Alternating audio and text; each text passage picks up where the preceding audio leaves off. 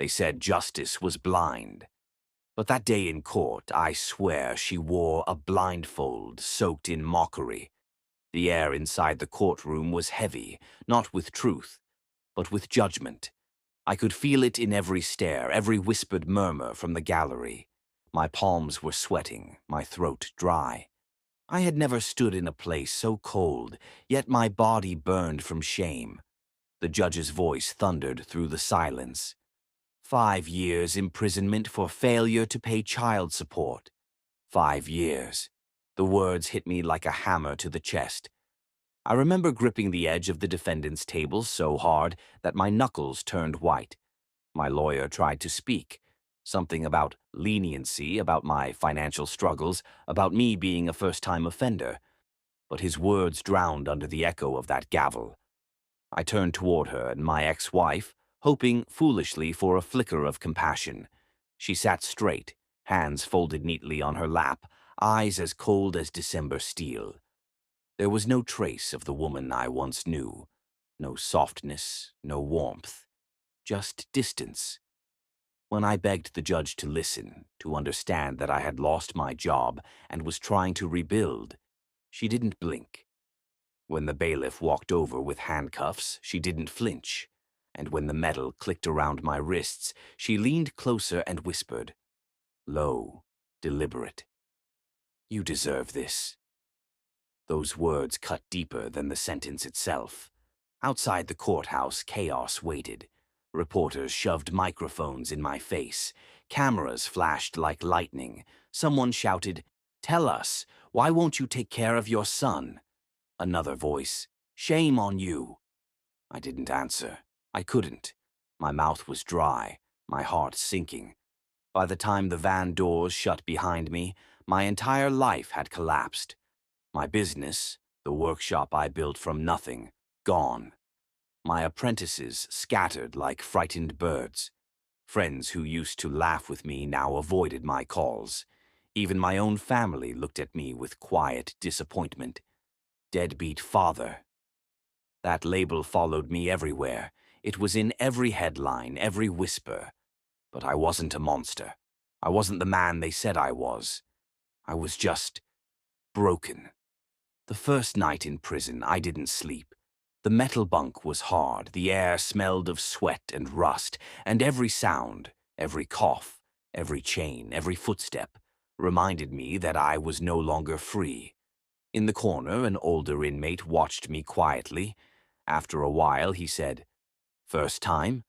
I nodded. He laughed softly. "You'll get used to it."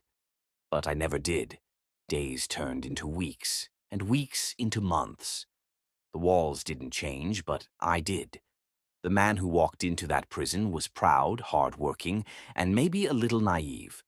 The man who woke up each morning under that flickering light was haunted by memories, by regrets, by questions with no answers.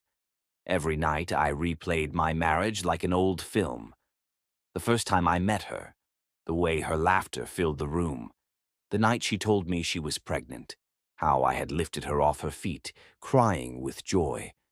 The first time I held our son, so tiny, so perfect, I remembered promising him that I'd always be there, that I'd protect him, that I'd never let him suffer.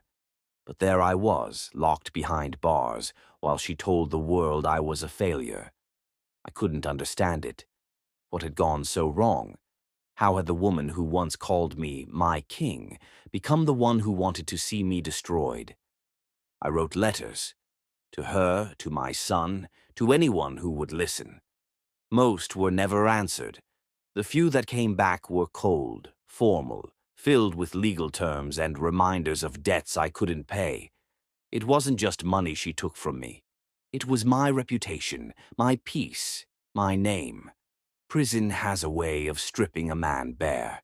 There's no room for pride there, only survival. I learned to keep my head down. I fixed broken fans for the wardens, repaired radios for fellow inmates. That was the only thing that made me feel human again, using my hands, doing what I loved. They called me engineer. It was strange being respected in a place built for shame. Sometimes when I worked, I'd forget where I was. I'd imagine the clinking of my tools was the sound of my workshop again, the laughter of my apprentices, the smell of engine oil and metal. Then reality would hit, and I'd realize the only sound outside my door was the clank of chains. I saw things in there that could break any man: fights, betrayals, silence. But nothing broke me more than hearing a guard mention in passing that my ex-wife had moved on, that she had another man, that she was doing well. I told myself I didn't care, but I did. And every time I saw another inmate receive a visit from his wife or child, it tore something inside me. I'd sit in my cell afterward, staring at the small photo I'd kept, the three of us smiling, my son perched on my shoulders. His grin was pure, his eyes bright. That little boy was the reason I kept breathing, the reason I didn't give up. I told myself one day, I'll get out of here. One day I'll see him again. That was the hope that kept me alive. 5 years sounds like a number, but living it is a lifetime. When I finally walked out of those gates, the sun felt different, brighter, harsher. Freedom was supposed to taste sweet, but it didn't. It tasted like ashes. People avoided me. Some pretended not to recognize me. Others crossed the street. Even my old workshop stood silent, half collapsed, its signboard faded. I walked inside and touched the rusted tools. Dust coated everything, like time itself had mourned for me. But nothing hurt more than realizing that the world had moved on without me. I went to see my son. He was 10 now, taller, leaner, beautiful. But when I called his name, he hid behind his mother. He didn't know me. "Who's that man, Mummy?" he asked, and she, without looking at me, said, "No one important." Those words broke me all over again. That night I sat alone in my old workshop, staring at the cracked mirror. I didn't recognize the man staring back, the tired eyes, the rough beard, the bitterness. I whispered to myself, how did love turn into this kind of hatred? The truth was, I didn't know. All I knew was that I had given everything: love, trust, loyalty, and somehow ended up behind bars for a child I'd sworn to protect. Sometimes I wonder if the system was cruel or if it was just blind. But deep down, I knew this wasn't just about the system. It was about betrayal, one so deep it poisoned everything it touched. I lay on the cold floor that night, tears burning my eyes, whispering prayers I wasn't sure God still wanted to hear. And somewhere in that darkness a thought came, quiet, dangerous, stubborn. One day the truth will come out. I didn't know how, I didn't know when, but I knew I couldn't spend the rest of my life carrying the weight of a lie. I had lost 5 years to injustice, 5 years to pain, 5 years to a love that turned into a weapon. But I wasn't done yet. No matter what it took, I would find the truth. Even if it destroyed everything I thought I knew about my past, even if it broke what was left of my heart. Because sometimes freedom doesn't begin when the cell door opens. It begins when you stop believing the lies that put you there. And that was the day my real journey began. Prison changes you. People think it's the bars, the uniforms, the guards with guns that break you. Number. It's time. You stop counting it by clocks. You start counting it by pain, by how many times your name echoes unanswered, by how many nights you cry quietly into the thin pillow, praying no one hears. The first month was the hardest. The smell of iron and sweat clung to everything, even the air. The walls sweated with despair. Men fought over food, over pride, over space. The noise never stopped, yet somehow the loneliness was deafening. At first, I tried to fight it. I told myself I would survive with dignity, that I would never be reduced to a number. But soon I learned the truth. In prison, dignity was a luxury. You either buried your pride or it buried you. So I buried mine. I learned to keep my head down. I fixed broken fans for the wardens, patched up radios, repaired old phones for the inmates. They began to call me engineer. That name, that tiny word, gave me purpose again. For a few minutes each day while I held a screwdriver or stripped a wire, I wasn't just inmate 4572. I was me. The man who once owned a workshop, who once had apprentices calling him Oga.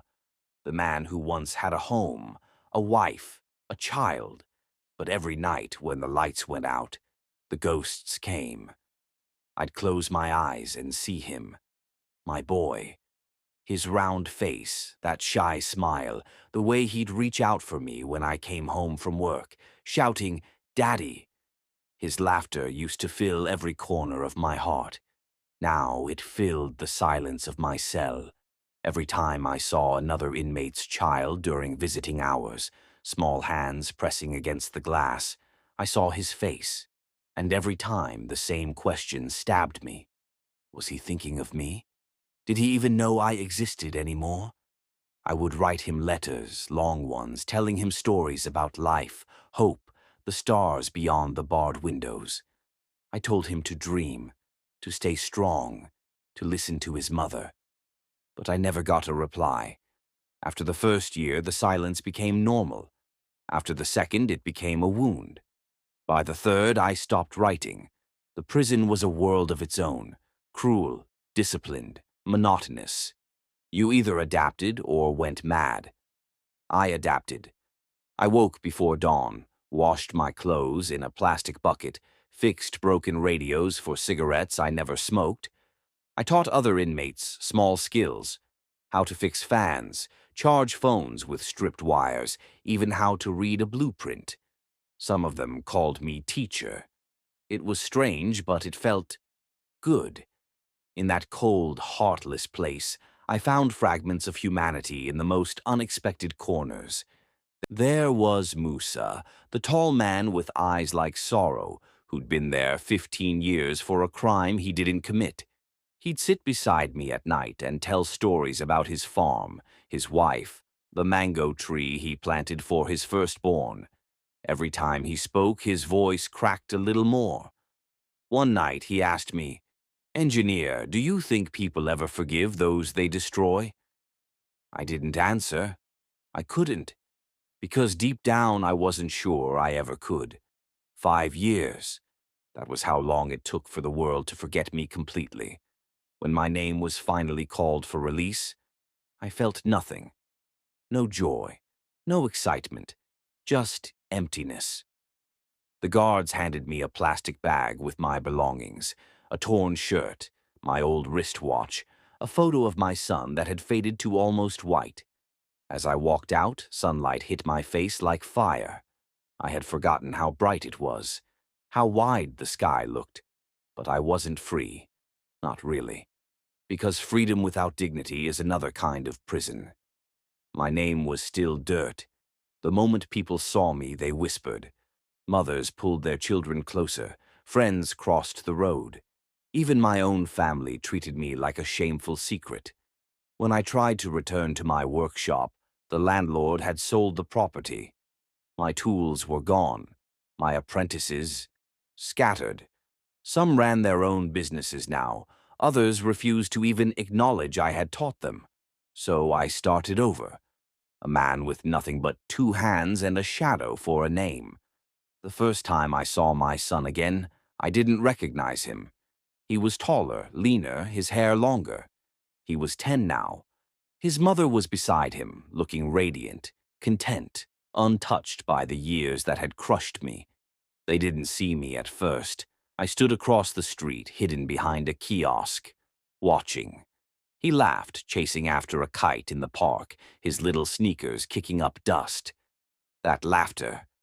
God, that laughter tore me apart.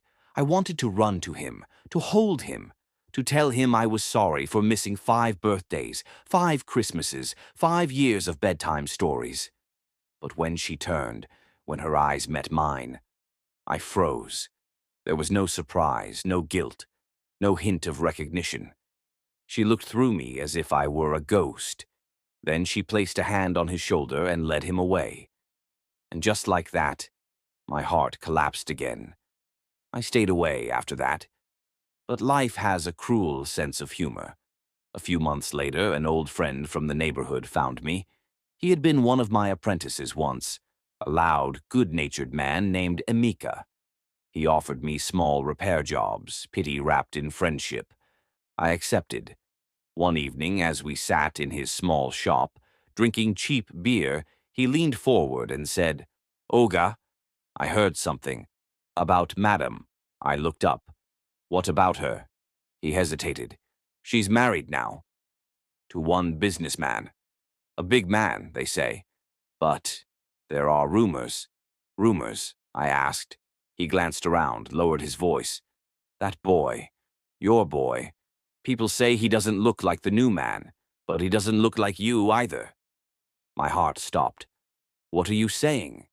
He shrugged uneasily. "I'm saying what everyone's saying. The boy doesn't resemble you, or her husband." I laughed. It was hollow, forced. You know how people talk. They love gossip. But that night, I couldn't sleep.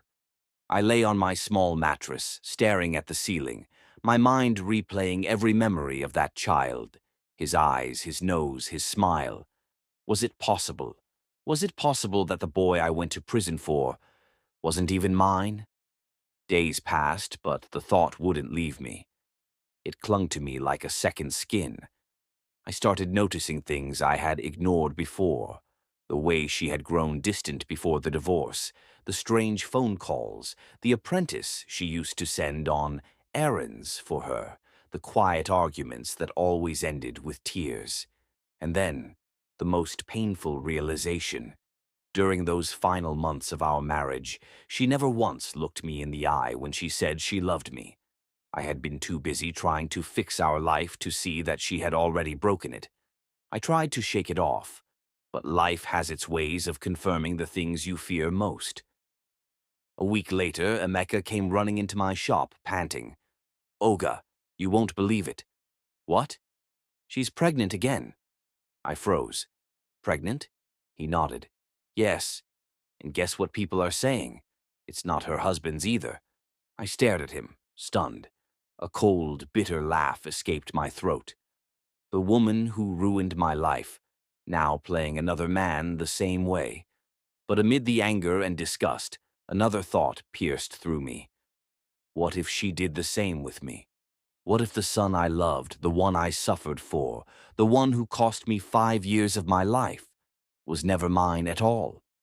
That single question broke me in a way prison never did, because prison took my freedom. But that thought, that whisper, threatened to take my soul. That night I walked for hours through the empty streets. I passed the courthouse where I was sentenced, the park where my son played, the church where we exchanged vows. Everywhere I looked, ghosts followed. By dawn, I made a decision. I needed the truth, not for revenge, not for her, for me. Because how could I rebuild my life if I didn't even know which parts of it were real? I reached out to a contact who worked at the local clinic, a quiet man who owed me a favor. I told him I needed a DNA test. Confidential. Fast. He looked at me, pity in his eyes, and said softly, "Are you sure you want to know?" I nodded. "I've already lost everything. The truth can't hurt worse than the lie." He sighed and handed me a small envelope with instructions. "Bring a sample from the boy if you can. I'll handle the rest." I thanked him and walked out, clutching that envelope like it was a lifeline. For the first time in years, I felt something awaken inside me. Not hope, not fear, but resolve. I had been stripped of everything: my freedom, my reputation, my son, my peace. But the one thing they could not take from me was the right to the truth. Whatever that truth was, I was ready for it, even if it shattered the last pieces of my heart, because I'd rather live with a painful truth than die under the weight of a beautiful lie. The test took 3 days. 3 long, torturous days that stretched like years. I couldn't eat, couldn't sleep, couldn't think of anything else. I paced the floor of my small room like a ghost, counting every heartbeat, every tick of the clock. My hands shook constantly, even when they were still.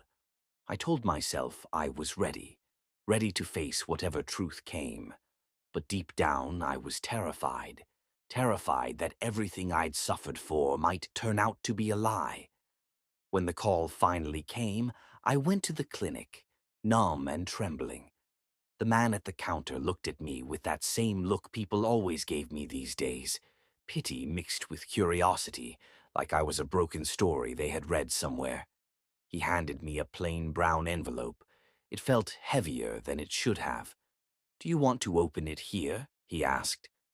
I shook my head. My throat was too tight to speak. I walked outside, found a quiet corner behind the building, and just stood there. The envelope burned in my hand like it was alive. For a long time, I couldn't move. I held it to my chest, as if feeling its weight could somehow prepare me for what was inside. What if I'd suffered for nothing? What if I'd gone to prison, lost everything, for a child that wasn't mine? But what if I was wrong? What if he was mine? Would that make the pain any less? Would it erase 5 years of humiliation? My heart pounded as I tore it open. My eyes darted over the printed words until they stopped on one line that shattered me completely. Probability of paternity, 0.00%. I felt the world tilt. The ground beneath my feet disappeared. My knees buckled. I sank to the floor, gasping for air that refused to come. My vision blurred as hot tears filled my eyes. I tried to speak, to curse, to pray, but no sound came. I had spent 5 years behind bars for a child that wasn't mine. 5 years of shame, of ridicule, of loneliness, all for a lie. My hands trembled as I looked at the paper again, as if somehow reading it a second time would change the result. But the numbers didn't move. The truth was carved into that paper like a blade across my heart. I wept until my throat hurt. I wept for the years I'd lost, for the name that had been dragged through mud, for the boy I had called son. And beneath all that sorrow, another feeling began to rise, slow, bitter, poisonous. Rage. The next morning, I walked into the courthouse with the DNA results clutched in my hand. The clerk recognized me. Of course he did, and his eyes widened when he saw me. "I need to see the judge," I said. My voice was steady, but my insides were shaking. He nodded silently and led me inside. When the judge entered, I stood. The courtroom was nearly empty, just a few onlookers and the echo of old cases. But when she saw me, my ex-wife sitting across the room, calm as ever, I felt that old humiliation crawl up my spine again. "Your Honor," I said, my voice cracking, "I was imprisoned for 5 years for not paying child support. I was told I abandoned my son, but I've come here with proof. I am not the father of that child." The courtroom fell silent. The judge took the paper, scanned it, and frowned. Then she looked at my ex-wife. "Is this true?" My ex-wife shifted in her seat. Her usual confidence was gone. Her fingers trembled as she gripped her bag. "Answer the question, madam," the judge said, her tone sharp. She hesitated, biting her lip. I could see the panic in her eyes, the fear that her web of lies was finally collapsing. "Yes," she said quietly. "It's true." The words hit me harder than the gavel ever did. The judge's expression darkened.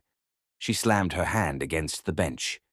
"You mean to tell this court that you let this man suffer 5 years in prison for a child that isn't his?" My ex-wife looked down. I didn't know at first." "Lies!" I shouted, unable to hold back. "You knew. You knew, and you watched me rot." The judge turned toward her again, voice cold and cutting. "If this man is not the father, then who is?"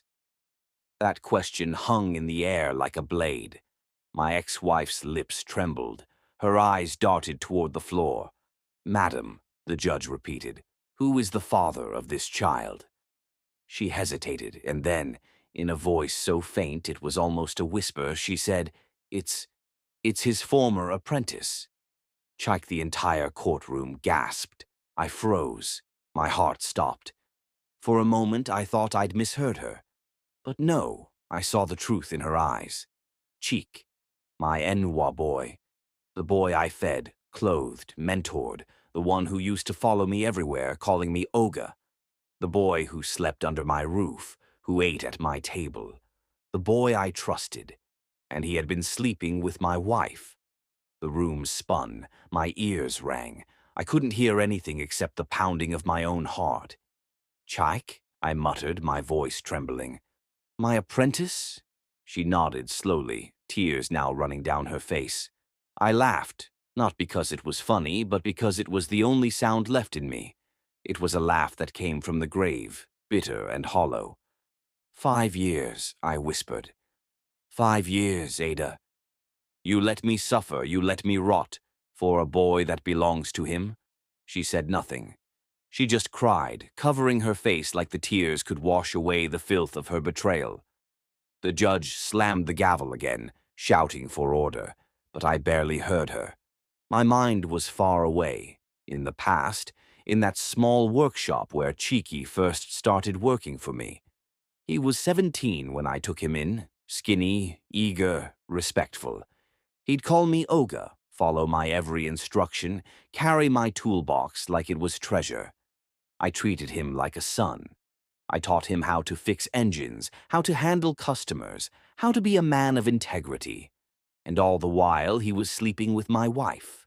The betrayal felt like acid in my chest.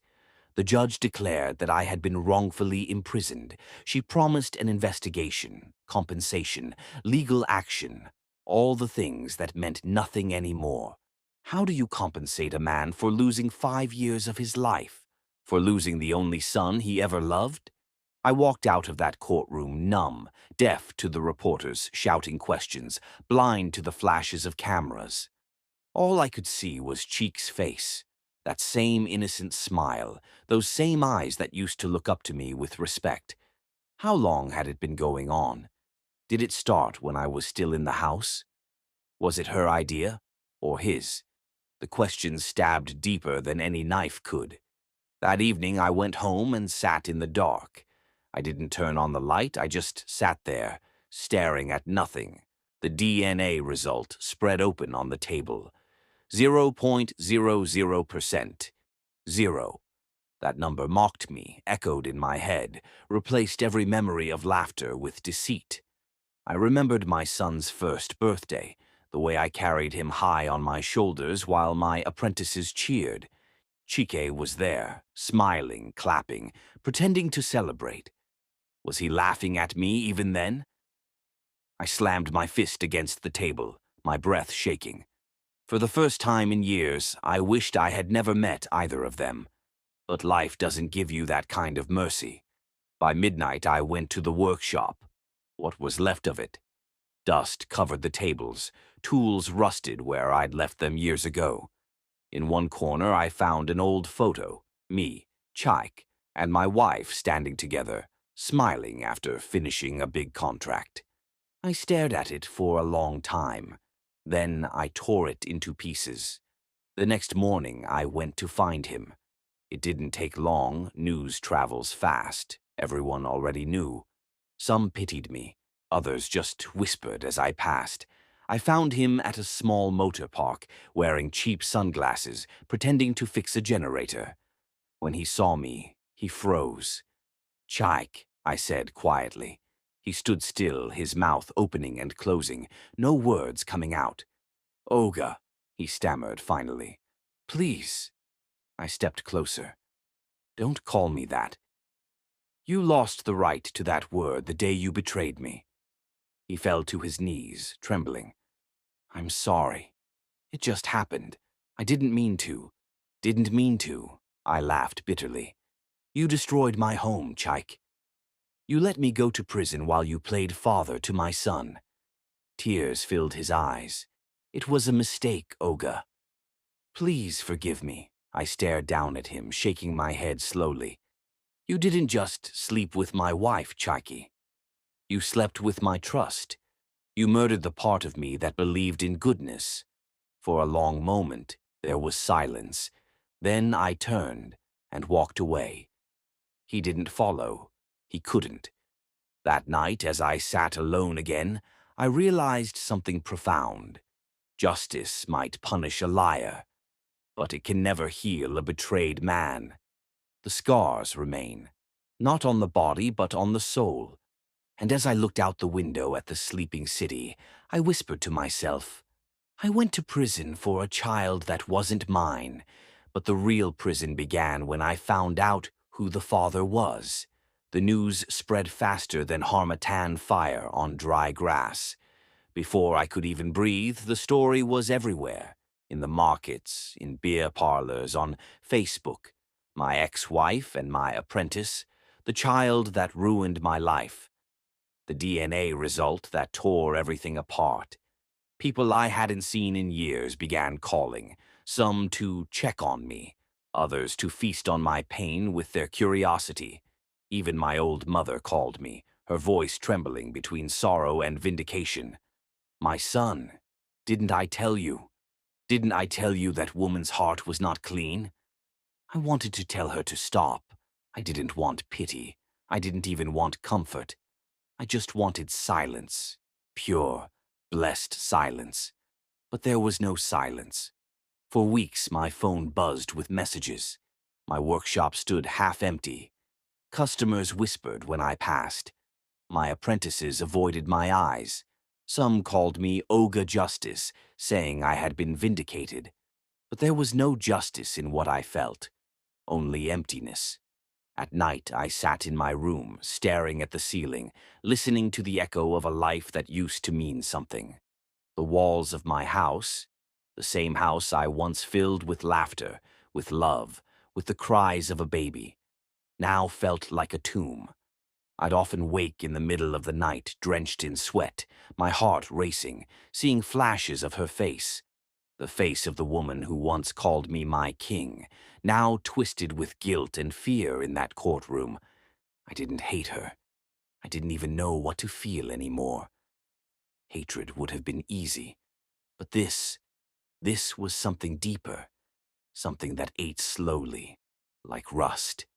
Then came the nightmares. I would dream of my apprentice, Chaik, standing before me, smiling with that same innocent grin he used to wear back in the workshop. Olga, I go do am well. No worry, he'd say, just as he always did before he betrayed me. In the dream, I'd see my ex-wife appear behind him, holding the boy, the child I thought was mine. She'd look at me and whisper, You suffered for him, not for me. And I would wake up, shaking. Weeks turned into months. She, my ex-wife, vanished from town. People said she'd moved to Enugu, some said Port Harcourt. No one knew for sure. No one cared enough to find out. But the damage she left behind stayed with me like a curse. And Chaik, he disappeared too. My other apprentices told me he hadn't come back to the workshop since the trial. He left his tools, his uniform, everything. Just gone. But I knew he wouldn't go far. He was too cowardly to face the world, yet too proud to leave the life he'd built from my name. And I was right. One morning, about 3 months later, I went to Onitsha to buy some electrical parts. The sun was merciless that day, beating down on the asphalt. The air smelled of fuel and dust, and the motor park was alive with the chaos of traders, drivers, and hustlers. I was walking past a row of buses when I saw him. He was standing by a kiosk, wearing cheap sunglasses, a dirty cap pulled low, pretending to be busy with his phone. But I knew that frame, that nervous shifting from one foot to another, that scar on his left wrist. Chaik, my apprentice, my betrayer. For a moment my body froze, my throat tightened, I could feel my pulse pounding in my ears. He looked up and saw me. His whole body stiffened, the color drained from his face, his lips trembled. He tried to turn away, but it was too late. Our eyes locked. I began to walk toward him, slowly, steadily. People moved out of the way, sensing the tension that hung thick in the air. My steps were heavy, deliberate, each one echoing with 5 years of pain. When I reached him, I stopped barely 2 feet away. He swallowed hard, his voice barely a whisper. Olga! The word sliced through me like a blade. That same word, Olga, the title of respect, now tainted by deceit. He fell to his knees right there in the dirt. Olga, I'm sorry, he said, voice shaking. I swear it was the devil. I didn't mean to. I didn't let him finish. Don't. My voice came out cold, flat. Don't you dare blame the devil. You did what you wanted. He began to cry. Actual tears. His shoulders shook, his hands trembling. He tried to grab my trousers, but I stepped back. You didn't just sleep with my wife, Cheek, I said quietly, staring down at him. You destroyed a man who made you. I gave you everything, a home, a skill, a future, and you paid me back with shame. He was weeping now, clutching at his chest, muttering, I'm sorry, over and over again. I just looked at him, and in that moment I felt something strange, not anger, not even hatred, but pity. Because kneeling before me wasn't a man anymore. It was the ghost of a coward. I could have hit him. I could have dragged him to the police. I could have made him pay. But what would that change? Would it give me back the years I lost, the son who wasn't mine, the life that had already burned down to ashes? Number. So I said the only thing that came to my heart. I forgive you, Chike, but I'll never forget. Then I turned around and walked away. Behind me, I heard him sobbing. The sound followed me out of the park, into the street, into my mind. But I didn't turn back. It took me months to find my balance again. I went back to my workshop, dusted off the old benches, reopened the shutters. Slowly, customers began to return. I hired new apprentices, younger boys, eager and respectful. They didn't know my past, and I didn't tell them.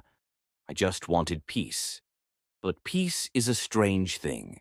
It doesn't come all at once. It creeps in quietly, little by little. At first, I couldn't even look at another woman without suspicion. Every smile looked fake. Every good morning felt dangerous. But as time passed, I realized not everyone was her. Not everyone was out to ruin me. I began to fix things again, radios, televisions, fridges. And somehow, fixing broken things began to fix something in me, too. Each wire I reconnected felt like a piece of my life being restored. One afternoon, a client came to collect his repair generator. He'd read my story online and asked me a question that made me pause. Olga, after everything they did to you, you never thought of revenge? I smiled, not out of joy, but out of weariness. Revenge? I said. No, some things are too heavy for revenge. Only God can carry them. He nodded slowly, and I could see the respect in his eyes. That was the day I realized. My name might have been dragged through the mud, but I was still standing, still breathing, still working. And that, in itself, was victory. Sometimes I still think about the boy. Not Chike, not her, the boy. The one I raised for 10 years thinking he was my son. I wonder if he knows the truth now, if she ever told him, or if he still calls another man Daddy. But I've learned not to chase questions that have no peace at the end of them. Instead, I pray for him. I pray he grows up better than the lies that brought him into this world. I even pray for her, the woman who broke me, that she finds whatever peace she was searching for when she decided to betray me. Because holding on to hate doesn't hurt them. It hurts me, and I've had enough pain to last a lifetime. One evening, I stood outside my workshop as the sun dipped below the horizon. The air was calm. the streets alive with children's laughter. For the first time in years, I smiled, genuinely smiled. I realized that despite everything, I was still here, still whole, even if scarred. Sometimes freedom doesn't come from the law. It doesn't come from a judge or a DNA result. It comes from letting go, from learning to live again after people have killed something inside you. And that's what I'm doing now. Living. Because I may have lost a wife, a child, and 5 years of my life. But I found something more important. Myself.